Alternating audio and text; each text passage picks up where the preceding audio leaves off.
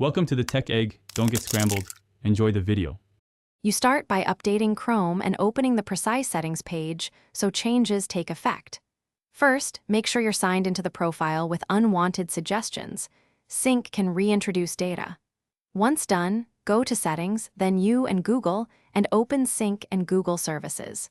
These are the controls that feed suggestion engines, so acting here is how you stop future prompts. Make sure to pause Sync temporarily if you plan to delete local or synced history to avoid resyncing.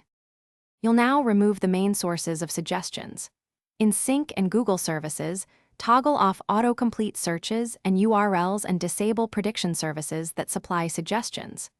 Next, disable autofill and search suggestion options in Privacy and Security because they populate prompts from stored entries. Then clear browsing history, cookies, and cached images for the timeframe that created the suggestions.